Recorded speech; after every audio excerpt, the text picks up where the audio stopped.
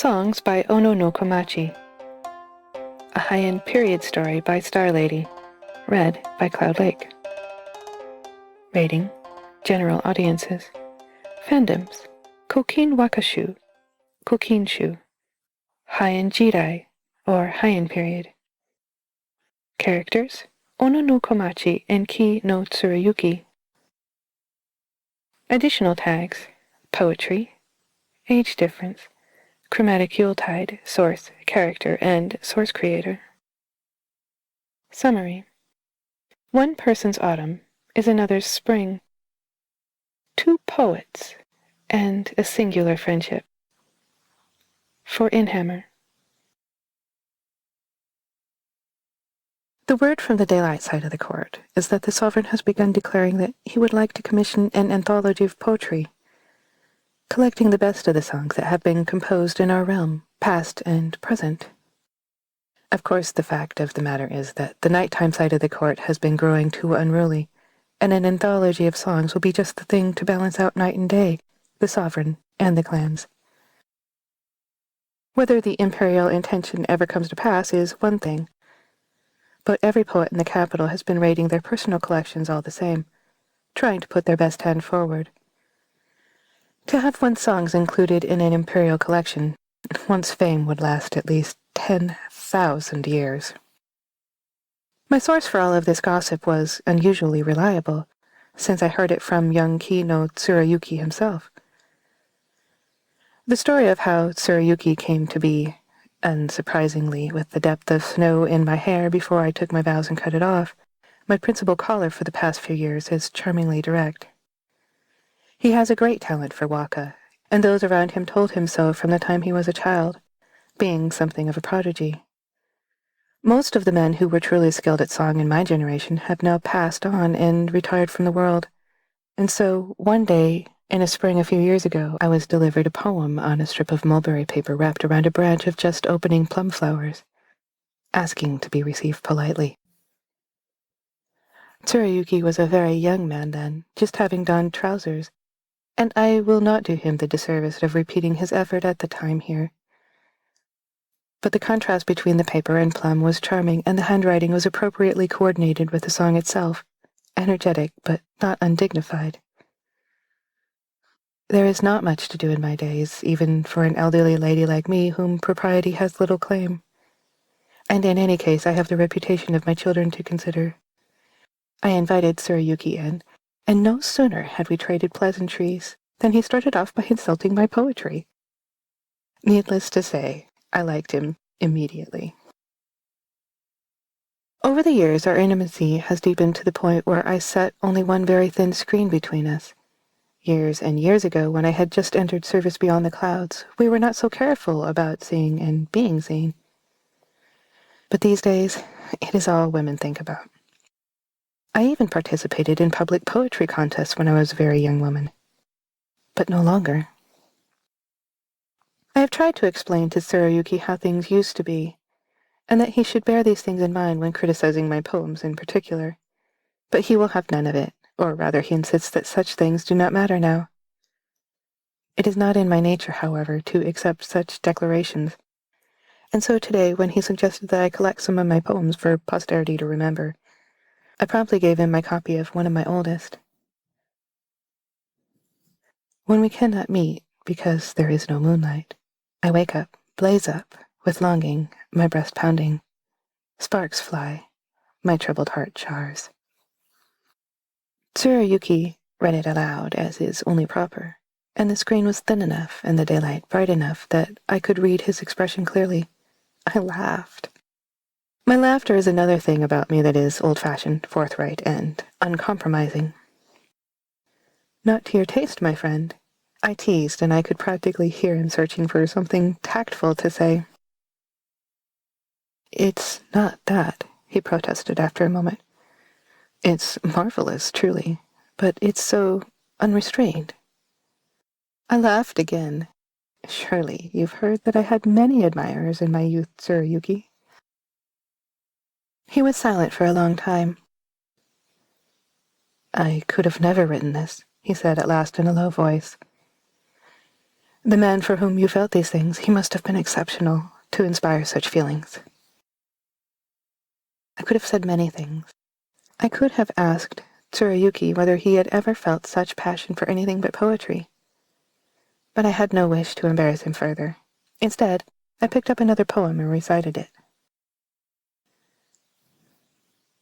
Even more painful than burning one's body with flaring coals is the separation between the capital and those islands. And what do you make of this one? I asked when I had finished. Was it the same man who went out to Miyakojima? He asked, smiling. Or another? I told him lightly and pulled out another sheet of paper from the stack. Those times when I long for you so very keenly, I wear through the night, dark as leopard lily seeds, my sleeping robes inside out. That one is at least not unbalanced, he said when I had finished. It's a game, Tsurayuki, I explained patiently. A form, something that's expected. Do you think everyone constantly feels every emotion they put into song as strongly as it sounds? Sometimes my friend the young poet master seems very young to me. So when you propositioned Henjo at Iso no Kami Temple, he said tentatively, and I recited from memory. When I spend the night on the top of a high crag, it is very cold. Won't you do me the favor of lending me a moss robe? Tsurayuki himself recited Henjo's reply. The moss robe of one forsaken by the world has only one layer. Yet, not loaning it would be harsh. So come, let's sleep together. He is the only man to have ever gotten the better of me, I said ruefully when he had finished. Of course, I knew he would decline, Tsurayuki. The surprise was how overt his reply was.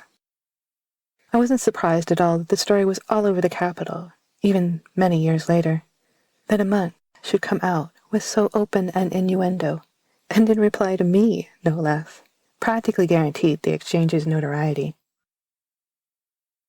I am sure it was only his vows that kept him from sending a reply in the affirmative, Tsurayuki told me, an odd note in his voice. Everyone says that your beauty was matched only by your skill with songs in your day. Perhaps, I allowed, though it was true enough. But my day was long ago. My skill at least remained to me, and though I have had little enough call to use it these past few years, except with Tsurayuki. I wish I could have seen for myself, he murmured, and in the sudden silence I could hear in the garden of the house a cuckoo calling.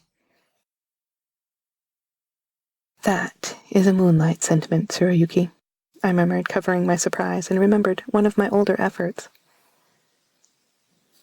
But he doesn't know that there is no seeing me through the seaweed amidst the shallows of my sorrows, this fisherman who comes here ceaselessly on weary legs. The cuckoo called again. Komachi, Tsurayuki said anxiously. Forgive me. I only meant... You meant that had fate been otherwise, we would have brought this affair to a natural conclusion long ago, I told him. Tsurayuki, I would have willingly assented, though, I remarked archly, not before teasing you mercilessly about so blatant a proposition. Well, he said, gaining some of his self-possession, had I truly meant to make it, I would have put it in verse. Komachi, you know what I say about your poetry is not meant to be a criticism of you, and your poetry is marvelous. It is only that... Of course I know, I told him, surprised that he had felt the need to put it into words. Do you think I have been blind to the ways the world has changed? It is true that in my day we had only just invented the syllabary, but we were not children. No, that is not what I meant. Your poetry is necessary too, and glorious just as it is, but finding the fitting weight to counterbalance it, now that would be a challenge. I am confident that you will be up to it, I told him, and saw his twitch of surprise. Oh, come now, Tsurayuki. We both know that you have a very good chance of being asked to work on this anthology, should it ever come to pass. False modesty does not become you. I felt no need to tell him that I have felt increasingly frail these past few months. One more illness of any gravity would probably be enough to finish me off. It is the way of things. I have made a complete, fair copy of my poems to be presented to Tsurayuki, and I have lived long enough missing my husband to welcome the idea of peace, or at least a temporary respite from the cares of this world. My life has not been the same without his presence in my house. Nor you, Komachi, he retorted, and we moved on to other topics. I thought that by the time he left a few hours later, just as the sun was setting, we had both put that uncomfortable interlude behind us. But Tsurayuki again surprised me. After he made his goodbyes, he chanted a poem I knew well. Guided by the flames of a love without limits, I shall come at night, for at least no one censures traveling the path of dreams. It was my own, of course. I had something of a reputation for being fixated on dreams. When I served at court, and it is true that I had a great many of them not at all pleasurable, there is nothing quite like the torment of dreaming something that you desire, that is not true but could be, and then awakening to see that your vision was false. I was struck to the core. There was no reply to be made to such a declaration, which could only be taken as sincere outside the confines of parchment and ink. And yet I owed him a reply, and nothing less than the truth. Luckily, I had long ago composed a suitable answer in a different context. Though I constantly travel on the path of dreams, feet never resting, all the visions are nothing to a glimpse in the waking world. I would never forget our friendship, Tsurayuki, I told him, and after a moment I slipped my hand outside the screen. He took it immediately, old and wrinkled as it was, and clasped it tightly. Nor I, Komachi, he told me quietly, squeezing my fingers again before he let go. No matter what else might have been in another life. I am irrepressible, after all. In the morning I sent him a poem by messenger, heedless of convention. I should have composed a new one, but I thought he would appreciate one of my previous works. Autumn nights are such only by repute, I see. We say that we'll meet, but there is no time at all before dawn has come. Alas. His reply came wrapped around a spray of chrysanthemums, with a jar of chrysanthemum wine. Chrysanthemums in autumn, as long as they're fragrant, I shall wear them in my cap, for my body may decay before the flowers. Leave it to Tsurayuki to make a flirtation and a flattery out of unpleasant truths. I laughed and toasted his health over the wine that evening. Author's notes. All the poems in this fic are by Ono no Komachi herself, with the exception of the last one, which is actually by Ki no Tsurayuki. I've relied on Larry's own translations for all but the last one, which is based on the 2001 Waka rendering. And I modified the translations from online-based text and a few of the translations at my own discretion. Most of the underpinnings of this fic are by way of Thomas Lamar's Uncovering Heian Japan. In my mind, this fic takes place sometime in the mid-890s. The sovereign in question is Uda, though the Kokin Wakashu, of which Ki no Tsurayuki was the lead editor, was actually commanded by his son Daigo in 905 or thereabouts. It is not impossible that Komachi, who was active about the 850s, lived to see Uda's reign. She was definitely exchanging flirtatious poems with people in the early 870s. In my mind, she's in her 60s here, with Tsurayuki in his early 20s. The vows in question are Buddhist, though are not full vows, and as such not terribly restrictive.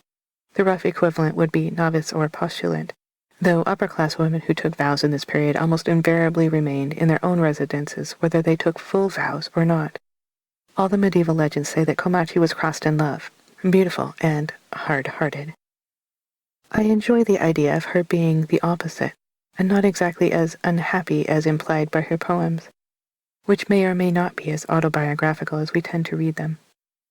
Many thanks to Winter Creek for the beta. Reader's notes. The author provided the poems written in Romaji, the Japanese words written out in English letters.